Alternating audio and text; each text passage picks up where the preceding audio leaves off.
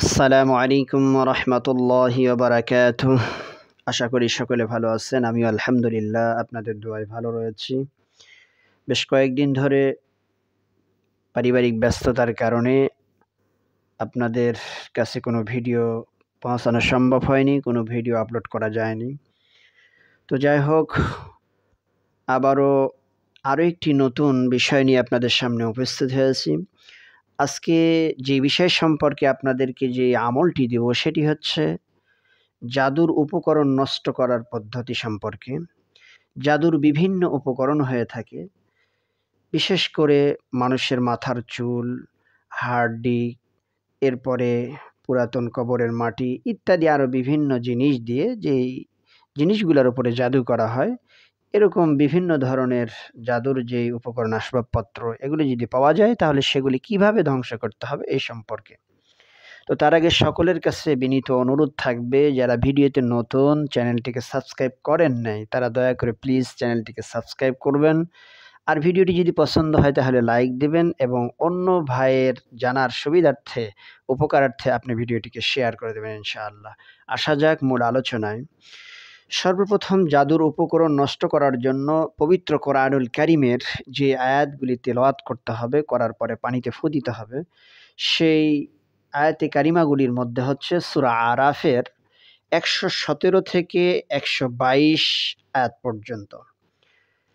এরপরে সূরা ইউনূসের ৮১ নং আয়াত থেকে ৮২ নং আয়াত পর্যন্ত, আর সূরা তাহার ৬৮ থেকে ৬৯ আয়াত পর্যন্ত। ৬৮ এবং ৬৯ এই দুইটি আয়াত।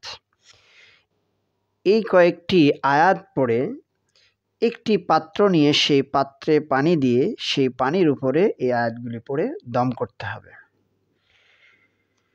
দম করার পরে যে পানিটি তৈরি হবে, এই পানির মধ্যে ওই সমস্ত জাদুর যে উপকরণগুলি রয়েছে বা পাওয়া যাবে বা আপনার কাছে থাকবে, সেগুলিকে সেই পানির মধ্যে ডুবিয়ে দিতে হবে। আরও একটি বিষয়, পানিটা যেইভাবে জাদুর উপকরণগুলিকে ধ্বংস করে, ঠিক অনুরূপভাবে আপনি ওই জাদুর বস্তুকে হাত দিতে যাবেন না। যদি হাত দিতে যান, হাত দিয়ে জাদুর বস্তুকে স্পর্শ করতে যান, তাহলে অবশ্যই পানিতে যেভাবে এই আয়াতে কারিমাগুলি পরে ফু দিয়েছেন, দম করেছেন,